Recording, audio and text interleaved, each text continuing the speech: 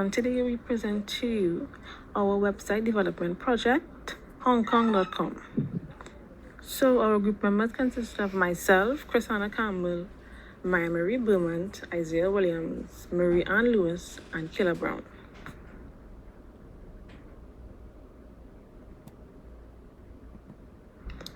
So last year, our group launched a food truck business that allowed us to take our favorite style of food on the road. This endeavor gave us the opportunity to sell our culinary passions directly to hungry customers all over the country. As a result of our food truck venture being such a huge success, we have decided to expand our business and offer food catering services as well.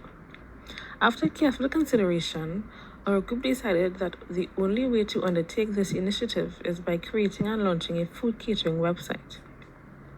The website would provide customers with the options of browsing the menu and prices online, placing food orders for curbside delivery, along with making payments. Additionally, the creation and implementation of the website would assist in enhancing the efficiency and effectiveness of the current operations of the business.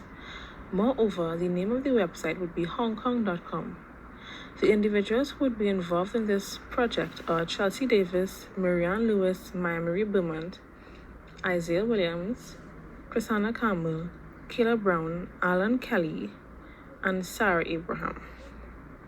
Furthermore, the type of IT product lifecycle we would be applying for the food catering website is an incremental IT product lifecycle. An incremental IT product lifecycle is one where small portions of the product is developed at a time and product functionality is added gradually in a series of steps. In addition to this, the customer is only allowed to get a product at the end of the lifecycle. This type of approach was chosen as it gives us, the project team, the ability to design, implement, and test each part of the website in increments until the final step is completed. Also, by utilizing this type of IT product lifecycle, we will be able to return to steps and make any necessary adjustments to certain areas of the website if needed. Moreover, the incremental IT product lifecycle gives us a more flexible way of developing the food catering website as opposed to the predictive IT product lifecycle, which is much more rigid and does not allow for changes to be made or tests to be conducted as the project progresses. Furthermore, with an incremental approach, project members would be able to create the website in an environment where ideas are built upon as each step develops, thereby eliminating the one-way only approach that is seen with the predictive IT product lifecycle. Finally, the standard 4-phase project management lifecycle, initiating, planning, execution, and closeout, would be integrated into the incremental IT product lifecycle for the development of the food catering website, hongkong.com.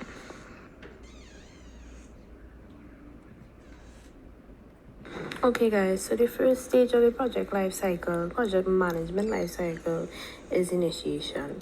And during this phase is when the idea of the project is explored and elaborated upon. I think the goal is really planned and set out in depth. The leader, which will be in this case the project manager, will determine if this project is necessary, if it is feasible, and what the result should be at the end of the project, and what are the boundaries for the project, along with who are our stakeholders in this project. We have documents such as the project charter and the stakeholder register that help to sort of keep the entire project aligned for all the stages that are done in this particular phase. The project, however, itself, during this phase enters a very temporary relationship with each other to prevent the development of false expectations concerning the results of the project. So in a sense, it tries to explicitly agree on the type of project that you would want to have. So whether it's a research and development project, if it's a project that would deliver a prototype, or is a project that would deliver a working product. And this will largely determine your results and so on. So it will, for example, for this particular project, you want to build a website. You need to be testing. You need to have some sort of prototype at each phase of the project to sort of test whatever it is you wanted at that particular phase. So I guess the person who is in charge of that and in charge of creating a website needs to know that, okay, at each phase we need to, if this is the goal is to have the let's say the e-commerce part of the website working at this point. We need to be able to test that, so we need to have it up and running so it's able to be tested. Okay, so one of the documents, well, the crucial project documents in this particular phase is the project charter, and it is really a formal authorization of the existence of the project, and it really does provide reference for the future because of the contents which it contains. It helps to give a direction and purpose for the project while also helping management see the kind of the start and end of the project, and determine their objectives and so on from it. Based on our charter that we came up with here, we have things like the start and finish date, the budget information, who the project manager is, what is the objective of the project itself, the success criteria we are trying to achieve, our approach, and the roles and responsibilities of all the persons involved in the project, and their personal information and so on, and their role in the project as well. One thing I forgot to mention is that the project charter does indeed give the project manager the power to utilize the companies or the businesses organizational resources to accomplish the project objectives, and you could see that being done here by they using the skilled labor to assign different tasks.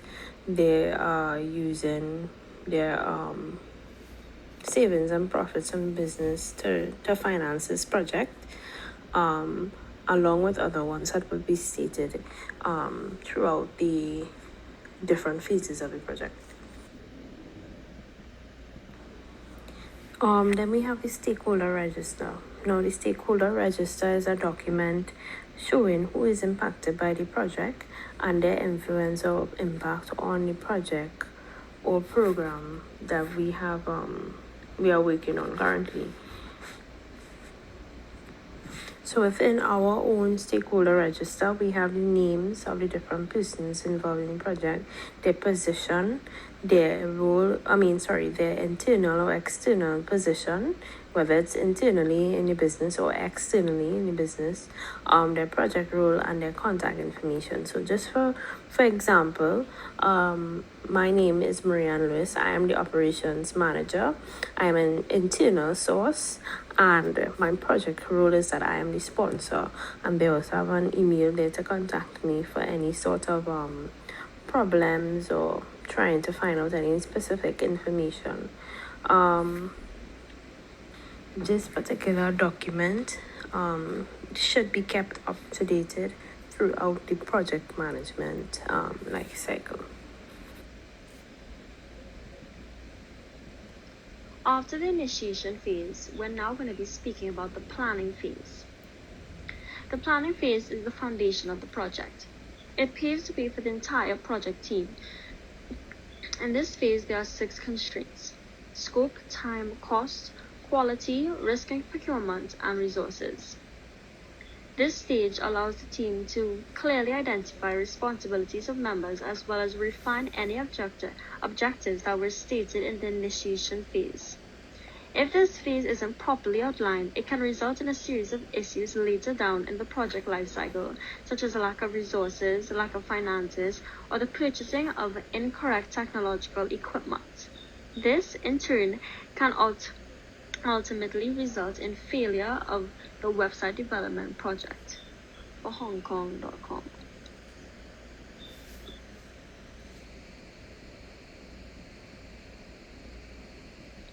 Okay, so the first constraint that I said earlier was scope.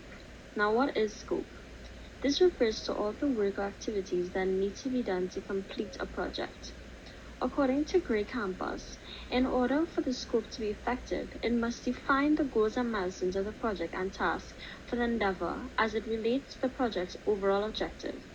This is to create a good working website for the business to be more accessible, extend their market, and also create a presence online. The project deliverable of this project is to provide an attractive, easy-to-use website that has a shopping cart and credit or debit card purchasing capabilities. So now we're going to be speaking about the key tasks. So firstly, in order to create a website, we need to do research on our industry and how to effectively communicate with them via the website. While it may be useful that we know our customers' tastes and preferences food-wise, this may not be the only thing holding high importance when building the website. The project manager will have to do research what is most effective way to grab our customers' attention through elements of the website. For example, colors, how easy it is to use, the ability to understand wording, etc. Along with having knowledge about what is the best way to market and advertise our website to the current but also new customers. Secondly, we have to set a budget. Now, we believe that this is very crucial to our project as it helps to keep track of our expenses and keep track of our spending to ensure that we don't overspend. That can obviously affect further, profits in the future. It can also help the PM to forecast and prepare for any unforeseen financial circumstances while also improving our decision-making process. Creating a website budget through Microsoft Excel can be useful at this point. And we'll come up with the cost aspects of our constraints as well. Another point is to purchase high quality hardware and software technology. This is vital for the project as the team must be equipped with the most up-to-date technology to be able to design the website of high quality that performs all the necessary functions. We also need to set meetings. Now, during this time, the project manager may like to meet up with the crew and to plan their final decisions, create the objectives for this endeavor.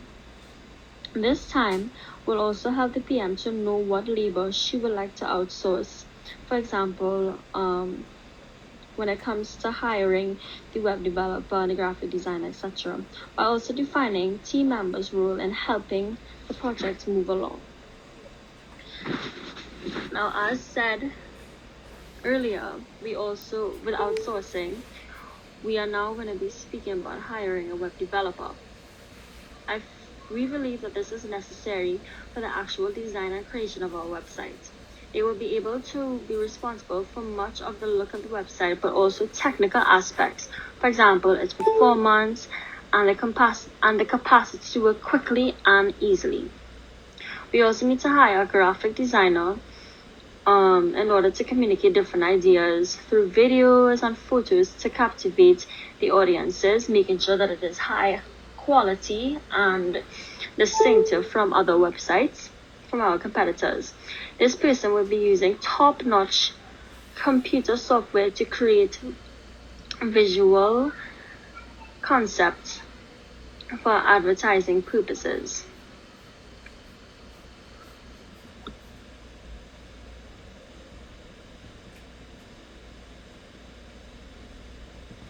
Website Development WBS. So firstly, the WBS lists all the activities the project needs to be completed. So as you can see, under planning, there's research tastes and trends of customer base, hiring or outsourcing needed personnel, hosting interviews with experienced graphic designer and web developers, creating stakeholder register and project charter, creation of the WBS, purchase hardware and software, cost estimation, as well as the preparation of the budget. Under the permits, licenses, and software, we have to get our paperwork done, application, fee payment, as well as the acquisition of permits, licenses, and software. Under the website design and construction, firstly, we have to create the creation of the menu viewing page. Then we have to set up the credit statement options, then test features and functionality designs for each incremental stage, design completion, and then finally we can launch the actual website. So the time constraint is essential as it outlines the schedule for the completion of the project. It includes the deadlines for each activity of the project as well as the date for the launch of the product or service. When developing the time constraint, the project manager and team must ensure that scheduling for each task is well thought out and properly done so that sufficient time is allocated for each activity to be completed. So for each of our goals and milestones, the PM will set out a period she would like them to be completed by. So the timeline for our project is as follows. So the project has a hopeful duration of 6 months from the start of April 1st, 2021 to September 22nd of 2021. So hiring of personnel should be done within the first 2 weeks of the start of the project. Completion of special documentation, such as the work breakdown structure and the cost estimation sheet, will need to be finished within the first 3 weeks of the start of the project. The website completion, this should be completed by the 4th to 5th month of the project. The responsive and mobile-friendly aspect of the website should be completed by the 5th month of the project. Having a fully functioning website, this should be done by September the 6th. And the launch of the website, this should be done towards the end of the 6th month in order to be open to any changes or adjustments to be made by the PM.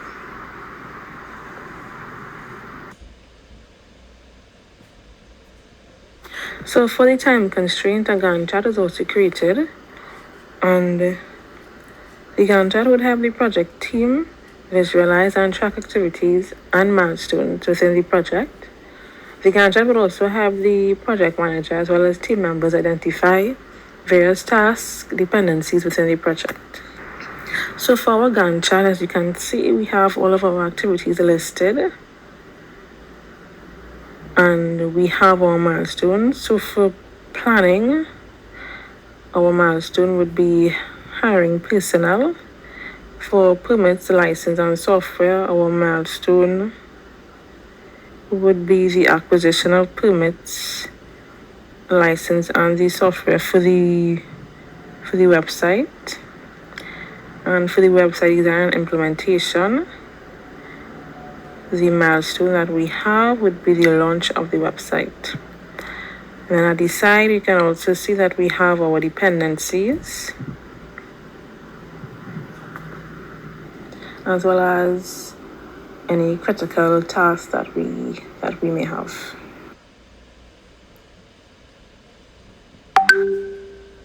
So one of our 6 constraints is cost, and it's probably one of the most self-explanatory project constraints, and this particular thing really just shows the amount of money that can be spent or invested into the website. So what we did was that we came up with a cost estimation sheet, and it will really help to set the plan in motion beforehand and see how much resource in terms of money we have to spend on stuff.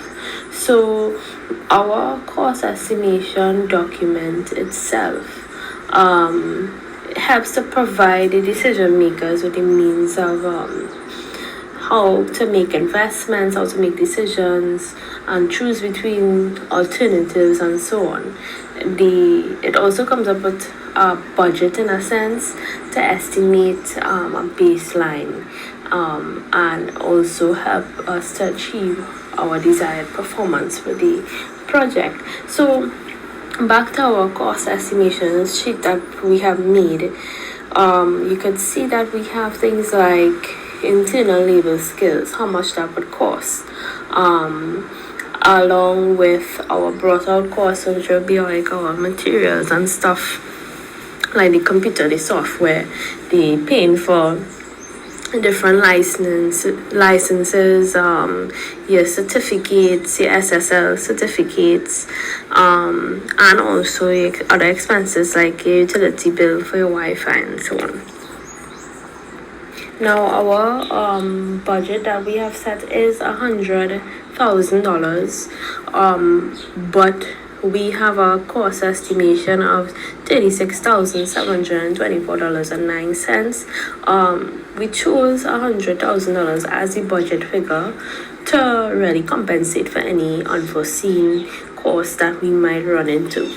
And I think that will be talked a bit more of why it is important to have that extra money within the the risk management section.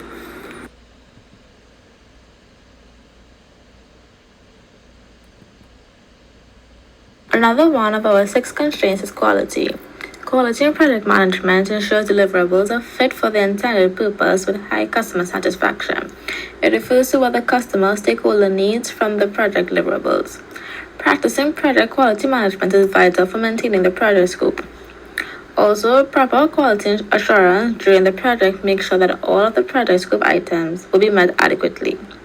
Quality control during the project inspects each scope item to ensure the requirements are met before defects.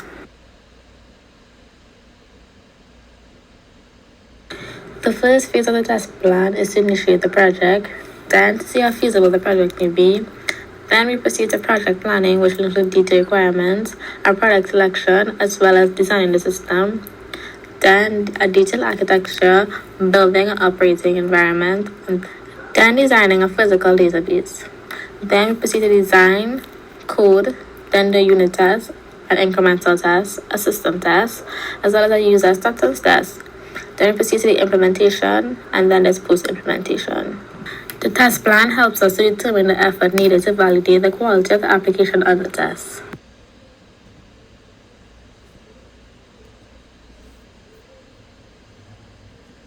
Now to speak to you on risk. A risk is an uncertain event that could have a positive or negative effect on the project line. Therefore, action must be taken in order to mitigate these risks. And risk management is a systematic process of identifying, analyzing, and responding to the different project risks throughout the project lifecycle. So we identified 6 risks. The first one is technology malfunction.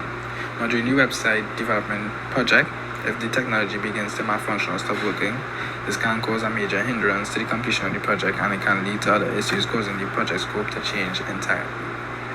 The second risk will be conflict. If conflict arises amongst the project team due to disagreements or personality clashes, it can negatively impact the project as well. An example would be like deciding how to design the website, incorporating the different perspectives of everyone to satisfy each and every team member of the project, and it can cause a delay in the launch of the website.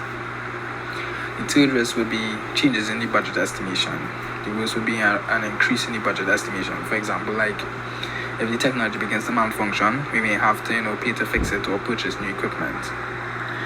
The fourth risk would be design error. Now, the graphic designer may produce errors in the efforts to communicate the different ideas to the audience due to simple mistakes or miscommunications or a lack of expertise. The fifth risk would be poor website quality. The website designer may not produce a website of top quality that is up to par with our expectations. And the sixth risk would be a delay in the website launch. Now, the dates in which the website is to be launched may be rescheduled due to uncertainties. This can be a cause of unforeseen risk or holdback in achievement of the key milestones. Now for risk assessments. Now after identifying the different risks that may be involved in the project, each risk must now be assessed based on the probability of it occurring and its impact on the project. This will help determine which risk requires the most attention during the project in order to correct or avoid said risk. To do so, a qualitative risk analysis is conducted, and this is basically a subjective analysis of the probability of the risk occurring and the impact the risk will have on the project. Now for the risk response plan. For the first risk, which was technology malfunction, a risk acceptance strategy will be set in place for this. Our project team would accept the consequence of any technology malfunction. However, we will acquire backup equipment in order to continue the project if the equipment in use should fail. This would eliminate any slack time or idle time during the project. The second risk, which was conflict, the acceptance strategy will also be implemented. Now, if conflict arises, the only solution would be to acknowledge it and apply the suitable conflict resolution technique. And this will allow the conflict to be minimized or eliminated so the project would run smoothly. For the third risk, which would be increasing budget estimations, the strategy used to combat this is risk avoidance. The project team should try to avoid any situation by eliminating the cause where an increase in the budget estimation would occur. For the fourth risk, which is design error, the risk avoidance strategy would be used to plan, for this risk. To ensure that no errors occur in the design, quality checks would be thoroughly conducted. In addition, the proper mediums for communication with, detailed instructions will be given to ensure clarity. For the fifth risk, poor website quality, the risk mitigation strategy would be useful for this. A consultant who specializes in website developing can be hired to ensure that the quality of the website meets all the needs in order to satisfy the entire project team. And for the sixth risk, which is delaying the website launch, this may occur due to unforeseen circumstances, and to correct this, the risk acceptance strategy would be implemented. Now, if the delay were to occur, acknowledging it and taking, the corrective action is the only course of action. The project team would now, have to address and correct the causes of the delays. And lastly, risk monitoring and controlling. As the project is being conducted, all possible risks would be observed closely in the event of it occurring in order to take the corrective measures. The project manager would identify any new potential risk while it's monitoring the old risk. Now, the new risk would be added to the risk register as well as the issues log to ensure that it is accounted for if it was to occur. This will, also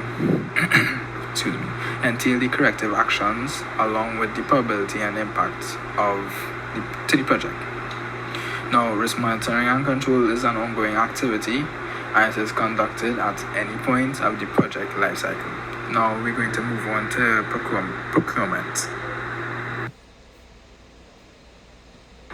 Now for procurement, we decided to do a make or buy analysis, and this is a tool which is utilized to determine if a product or service should be produced internally by the organization or if it should be bought externally. And the goal of this analysis is to reach a decision that maximizes the long-term financial outcome of the organization. The estimated internal cost of producing the product or service is compared with the estimated cost of outsourcing it, which will allow individuals to choose the better option between the two. For the website development project, an estimate to make the website internally amounted to $36,228.67, whereas the outsource cost $37,310, which was more than the cost to produce it internally.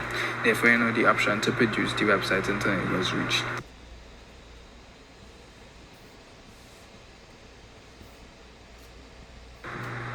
Okay, so for risk assessment, we did the probability or impact matrix, and this basically helps us determine whether the risk has a high or low probability of occurring, and if it has a high or low impact on the project. So for risk 1, you can clearly see that it has a high impact but a medium probability of occurring. For risk 2, both medium for impact and probability. Risk 3, high impact high probability of occurring. Risk 4 has a medium impact on the project but low probability of occurring. Risk 5, both low for probability and impact, and risk 6 has a medium probability of occurring and a medium impact on the project. Now for the make or buy analysis, now looking at the table, you can clearly see that we found the total cost to make the website to be $36,220.67 by finding the total estimated variable cost, as we added up the total estimate for the direct material cost, the direct labor cost, and the manufacturing overhead cost, and we also added that to the total fixed cost, and we got the figure of $36,220.67.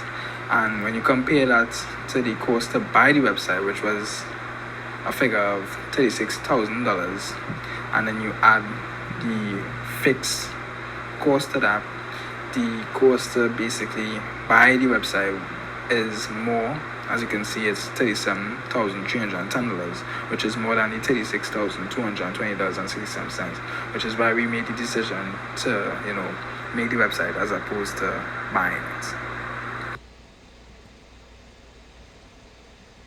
Okay, so the resources constraint deals with all the things required to conduct and complete the various tasks outlined in the planning phase of the project management lifecycle.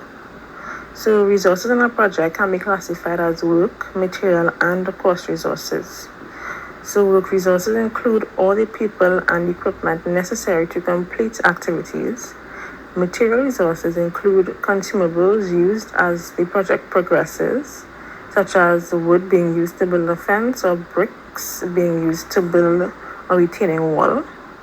Cost resources include the monetary cost associated with an activity or task on the project, for example, printing costs and traveling costs. So the resources required for the website development project are work resources. So we would need a web developer, a web designer, a search engine optimization consultant, an IT analyst, a social media analyst, a finance manager, a project manager, and a project sponsor. We would also need high quality technology such as software and hardware equipment. Additionally, for resource management, a RACI matrix is developed. So RACI stands for Responsible, Accountable, Consulted, and Informed. Responsible individuals are those stakeholders who complete the work or make the decision. Accountable individuals are those stakeholders who own the work.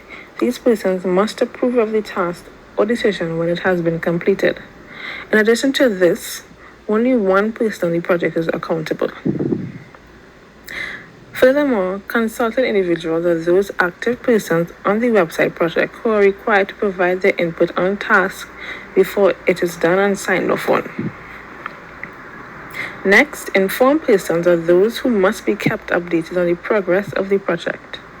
Additionally, stakeholders who are informed need not be formally consulted, nor do they have a direct contribution to project tasks. Moreover, this type of matrix is a responsibility assignment chart used to map out each task, activity, and milestone on a project and designate which roles would be responsible for different tasks, which members are to be held accountable, and which members are to be consulted or kept informed about various tasks. Lastly, a RACI matrix assists the project manager and the members in determining expectations about project roles and responsibilities. Moreover, this type of matrix helps motivate members to take responsibility for their respective tasks.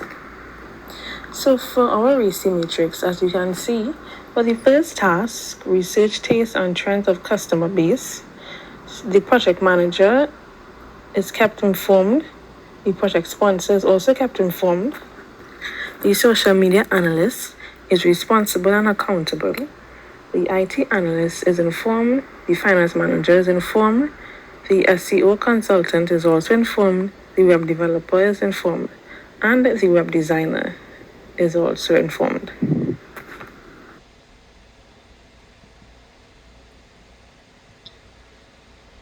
execution phase.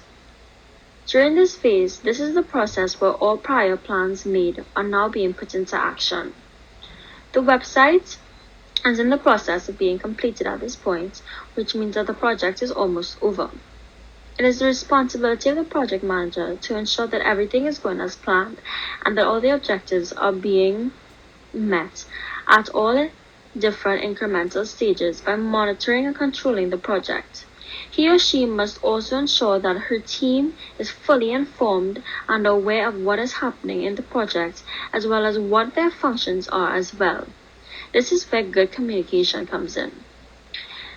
New designs incremented in each stage would also be tested to ensure functionality is up to par with the standards set by the team. Changes can also be made to previous incremental stages if needed.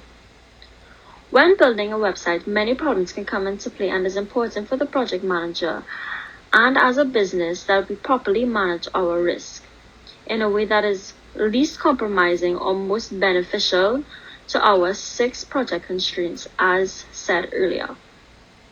Risk that applies to this type of business and project can be technical, such as design and errors, human, which is like human error, personality conflict with higher personnel, such as the graphic designer and web developer. We may have financial risks, such as budget cuts and budget extensions, and also resource-related risks, such as equipment, like the computer that may be damaged or a specialized worker may fall ill. After identifying these risks, as just mentioned, by using such as an analysis, such as the SWOT analysis, you are then able to do a risk assessment and figure out the chance of the risk occurring at the level of impact and may have on the project. The project manager creates a risk response planning, which is basically a course of action taken to deal with risk when or if they present themselves. For example, the financial risk. The project manager must create a best and worst case scenarios and plan out money accordingly and ensure that there are at least 45% extra financial help in case of unforeseen circumstances that the business may have to pay for. Finally, the project manager then ensures response control to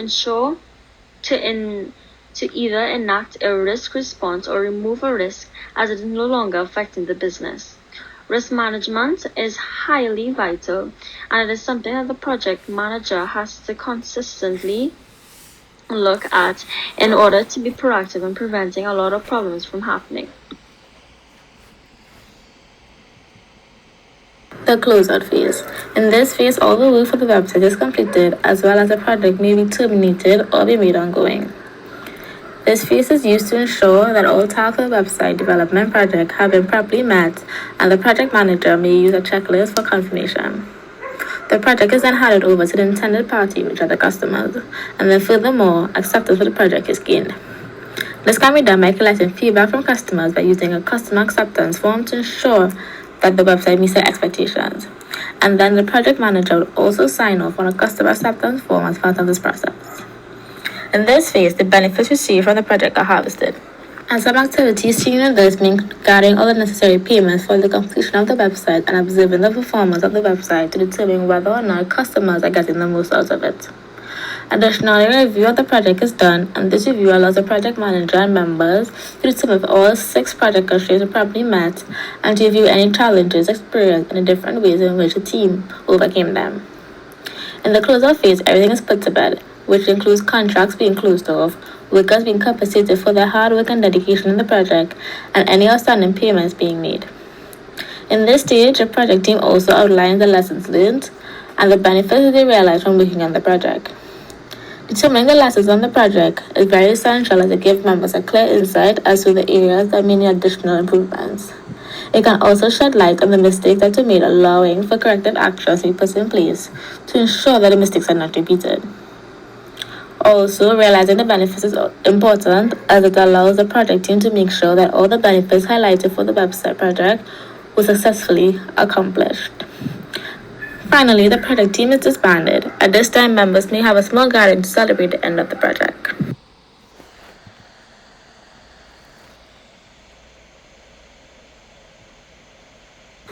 In conclusion, this project is one that is very crucial to the business.